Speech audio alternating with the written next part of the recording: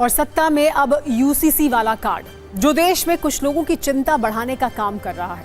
अब uniform civil code की गाड़ी देश में नए स्टेशन पर पहुंचने वाली है, जिसका नाम है गुजरात। उत्तराखंड के बाद अब यूसीसी गुजरात में लोड हो रहा है और इसकी प्रोसेसिंग का काम आज मुख्यमंत्री भूपेंद्र पटेल के एक फैसले से शुरू हो गया है। लेकिन कुछ मुस्लिम धर्मगुरु इस फैसले के खिलाफ हैं। उन्होंने जोर शोर से प्रचार शुरू कर दिया है कि यूनिफॉर्म सिविल कोड मुस्लिम विरोधी है।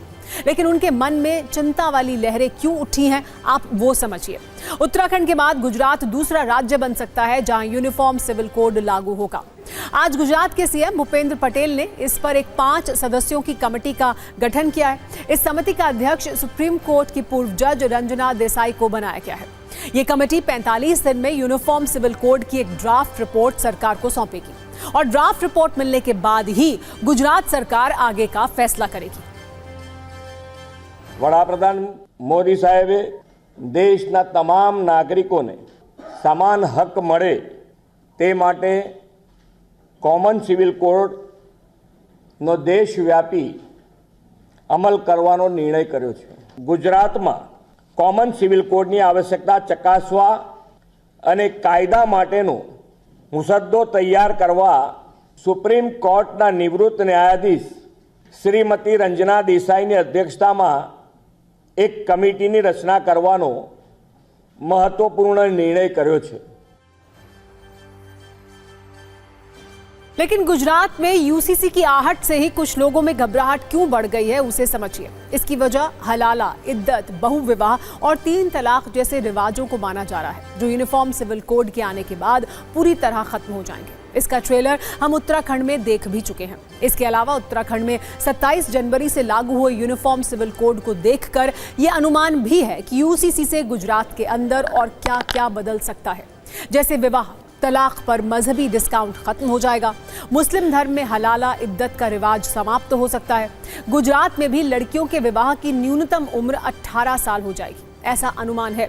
इसके अलावा लिव इन रिलेशनशिप के लिए रजिस्ट्रेशन जरूरी किया जा सकता है, जैसा उत्तराखंड में हुआ है। साथ ही लिव इन रिलेशनशिप के लिए पेरेंट्स की अनुमति भी अनिवार्य की जा सकती है। साथ ही सभी धर्मों में गोद लेने के अधिकार से लेकर संपत्ति में बेटे और बेटियों को बराबर का हक मिल सकता है। वैसे जरूरी सवाल यह है कि यूसीसी एक देश एक विधान का ब्लूप्रिंट है, जिसमें हर धर्म एक समान है, हर इंसान एक समान है। तो परेशान सिर्फ कुछ मुस्लिम धर्मगुरु क्यों हैं?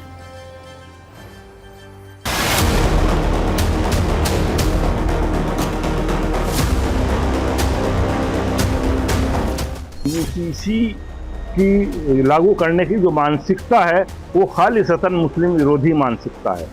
न देश हित में उससे कोई काम हो रहा है, न समाज के हित में कोई काम हो रहा है, बल्कि अनार्की फैलाने और अराजकता फैलाना और उसके नाम पर मुसलमानों को प्रताड़ित करने की मानसिकता है।